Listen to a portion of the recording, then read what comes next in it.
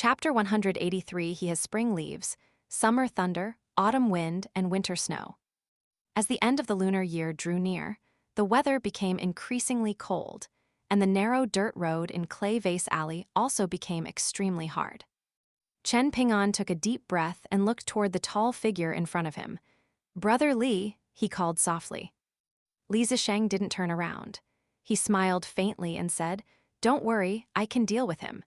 Even if I'm weaker than him, the small town still has its own rules that will prevent him from taking things too far." The young swordsman who referred to himself as Cao Jun chuckled and said, "Are you talking about the imperial court of the Great Li Empire, or are you talking about militarian sage Ruan Qiang? If it's the former, then I encourage you to abandon your wishful thinking. If the imperial family truly has a backbone, then they won't be cowering like they are now. If it's the latter, then haha, allow me to keep an air of mystery first. You guys can wait and see." Cao Jun looked at the handsome and jade-like scholar in green. Compared to his seemingly young appearance, this scholar was genuinely a very young person. This caused him to feel slightly unhappy. He tightened his grip on his short sword and asked, "You genuinely want a fight? Sometimes it's better to accept a small loss. Perhaps you might look back later and discover that the small loss was actually a blessing in disguise."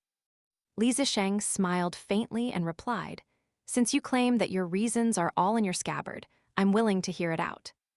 I heard that Jewel's small world prohibited all usage of mystical abilities before.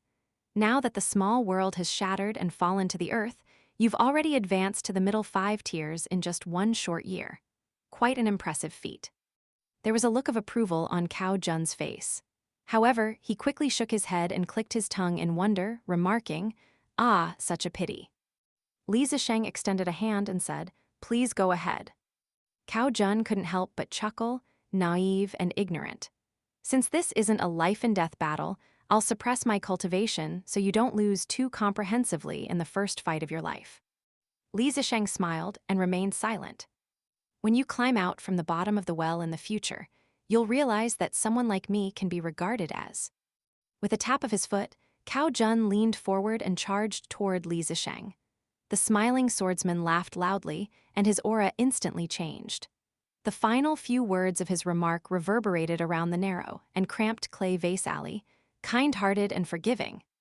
A dazzling white light exploded forward, bringing with it a ferocious sword chi that instantly flooded through the entire alley. Combined with Cao Jun's insane speed, it looked as if his blurry and barely perceptible figure were a part of the explosive sword chi. Looking at it from afar, one could be forgiven for thinking that floodwater was rushing through the small alley and violently crashing toward Li Zisheng and the others after a torrential downpour. A sheet of white enveloped the narrow alleyway. However, amid the torrential sword chi, one could vaguely see a radiance that was even more snow-white. It was as if a white fish were quietly swimming through the river. The flow of sword chi halted. Li Zisheng appeared relaxed and unhurried, and he turned to his side before raising a hand and extending it toward the short sword that looked like a white fish. He then lightly but accurately grabbed Cao Jun's wrist. Cao Jun smiled faintly and released his grip, causing the short sword that was only a meter from Li Zisheng's chest to shoot forward. Li Zisheng had a calm expression as he raised his left hand and put his index finger and middle finger together. In this critical moment that could decide victory or defeat, he precisely pinched the short sword between his fingers. The white fish rolled its body. The short sword followed suit and twisted its blade. Li Zisheng had no option but to retreat. Cao Jun seized this opportunity to press forward, and his sword-wielding hand had already clenched into a fist and swung toward Li Zisheng's neck. At the same instant that Li Zisheng raised his elbow to block Cao Jun's fist, the white fish shot forward to attack him. Li Zisheng shook his other wrist, causing his large sleeve to ripple. The white fish swam right into Li Zisheng's sleeve. Cao Jun sneered and thrust his foot into Li Zisheng's abdomen, causing the young scholar in green to stumble back several meters. However, he didn't seize this opportunity to attack, and he instead stood still with one hand behind his back and one hand in front. He appeared extremely confident and carefree. Li Zisheng stabilized himself, but his face had already become slightly pale. Even though Cao Jun was a swordsman, his kick had been extremely powerful and no weaker than the kick of a pure martial artist at the peak stage of the 5th tier. This was the terrifying nature of swordsmen and militarian cultivators. They practiced both qi refinement and physique refinement. Thus, Li Zisheng didn't feel very good after being struck by this kick. The qi circulation inside him had definitely been affected to some degree. Meanwhile, muffled clangs continued to travel out from the large sleeve that Li Zisheng had used to trap Cao Jun's small sword. After a while, there was the soft sound of fabric tearing, after which wisps of snow-white sword light seeped out from the tears in Li Zisheng's sleeve. Using his hand on the side of the peculiar sleeve, Li Zisheng either bent or straightened his fingers rapidly to form a Taoist hand seal.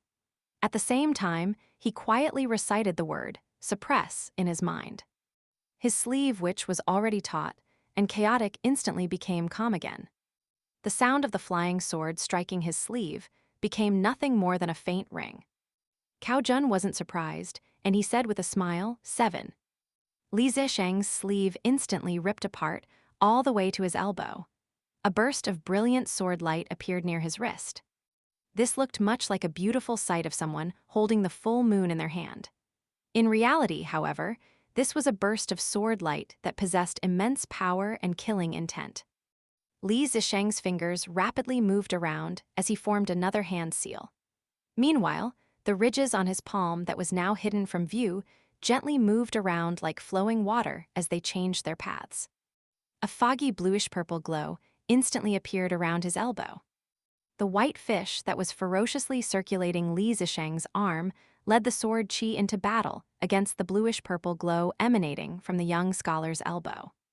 Their collisions released the crisp sound of metal striking stone, and the frequency at which this was released would cause one's ears to ache.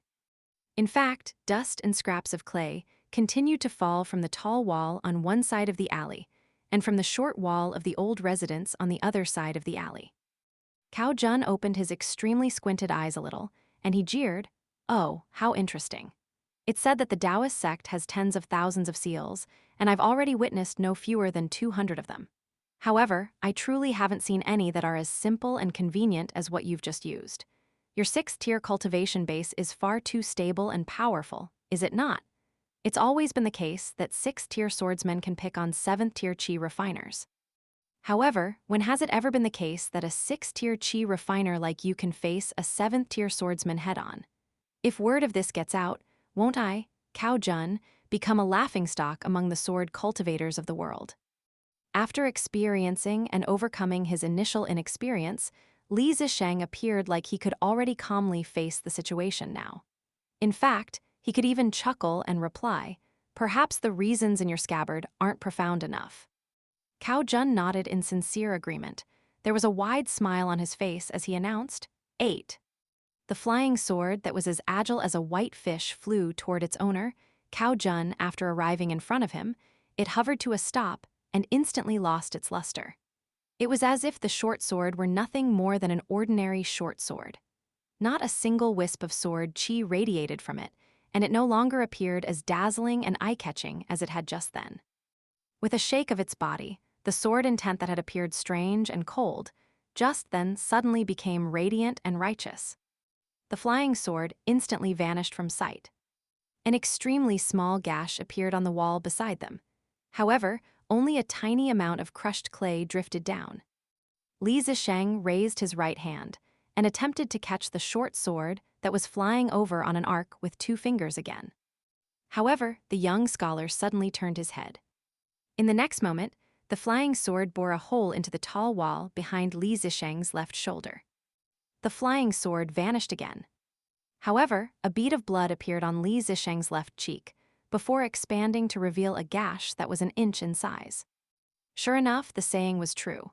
When fighting against swordsmen, there would only be a thin line between life and death. So this is the 8th tier. It is indeed very impressive, Li Zisheng thought to himself. Sword cultivators were publicly recognized as the most powerful of the 100 branches of qi refiners, specifically because of their flying swords. They were ferocious enough to end a battle by targeting a single point, and at most, they would only leave a single gash. Regardless of how towering and majestic a mountain was, it wouldn't be too difficult to drive a nail or carve a groove into the mountain face. Militarian cultivators were also unique among Qi refiners, in the sense that they cultivated both the soul and the body. Even so, their style of fighting was still inferior to swordsmen when it came to resoluteness and ruthlessness. Others might possess tens of thousands of treasures, or they might possess profound mystical abilities. However, swordsmen only pursued the goal of ending a battle in a single strike and slicing through all techniques with a single slash. Cao Jun remained standing in an arrogant manner with a hand placed behind his back. He patted the scabbard of his other sword and said, "A cultivation prodigy like you definitely carries the hopes and expectations of your entire clan. That being the case, don't you have a few defensive treasures? I find it hard to believe that you don't have any. Let me say this first. Regardless of what your intention is, someone will genuinely die if you continue to conceal your true power and refuse to show it to others. I'm afraid that I might get too excited and end up unable to hold back. At that time, you'll definitely die in vain." Li Zisheng wasn't angered by his opponent's taunts, and his voice remained as warm and calm as always as he said, "Chen Ping'an, I might have to get you three to move back a bit. It will be best if you can move 10 or even 15 meters back." Cao Jun slapped his forehead and complained with an aggrieved expression, "Your opponent is standing right in front of you, yet you're still relaxed and carefree enough to speak nonsense with others. I'm very angry." There was hidden killing intent behind the young swordsman's smile and words. At the same time that Cao Jun slapped his forehead, his flying sword had already flown behind Li Zisheng's back, borrowing the loud sound of the slap. It was genuinely silent and elusive. Clang! A crisp and ethereal sound reverberated throughout Clay Vase Alley. Cao Jun faltered for a moment before laughing loudly and remarking, "Really? This works as well. Then I genuinely won't hold back anymore." A lush green bamboo leaf materialized behind Li Zisheng's back and blocked the flying sword's deadly strike. Clang, clang, clang, clang. Inside the small alley, crisp clangs continued to ring out around Li Zisheng. Apart from numerous bamboo leaves, he also had peach leaves, willow leaves, locust leaves, and many other leaves. He had all kinds of lush green leaves. Cao Jun squinted at the intense battlefield around his opponent. Li Zisheng remained firm, and there were leaves hovering high and low all around him. Meanwhile, the short sword named White Fish flew among them and continued to do battle with the formation. However, it was unable to make any progress. Even though green leaves continued to fall to the ground, Cao Jun still couldn't help but feel a little bit helpless. This was because, by his rough estimation, the young scholar most likely had at least 100 of these leaves. Thus, Cao Jun was in a fairly bad mood right now. Does your family sell leaves or something? Even if they do, does anyone buy them? However, Cao Jun was unwilling to retreat just like this, and he refused to believe that a measly 6th-tier Qi refiner could hold on until the end.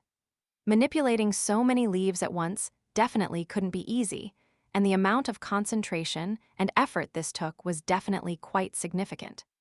Cao Jun silently told himself that even though it would be an unfair victory, he could still somewhat treat this as a slow and inefficient way to sharpen his blade. He wanted to see just how long this scholar could last for. The short but ferocious flying sword started to wantonly dash around and slash at everything in its path. Inside the small alley, leaves continued to fall to the ground, changing from lush green to yellow as they did so. "If we continue to fight like this, we can fight until next year," Li Zisheng suddenly warned. "Say, once you finish expounding the reasons of this sword, why don't you expound the reasons of your other sword as well? If you can, you might as well unleash your bonded flying sword as well. No matter what, we should at least determine a victor first, right? After all, my friend is still waiting for me." Cao Jun's eyes suddenly widened, and he finally wiped the smile from his face. "Will you die if you don't boast?" Li Zisheng sighed and didn't say anything else. He simply shook his unbroken sleeve and let out a large pile of incredible trinkets. There were a small number of remaining spring leaves, but in addition to this, there were also beads of fingernail-sized summer thunder, wisps of finger-length autumn wind, and flakes of down feather-sized winter snow. His opponent had a sword that could shatter 10,000 techniques. So what could he do? Could he gather 10,001 techniques? And thus, the young scholar called Li Zisheng, who had only just reached the middle 5 tiers, revealed that he already possessed spring leaves, summer thunder, autumn wind, and winter snow. In fact, he still possessed more things in addition to this. Many more things.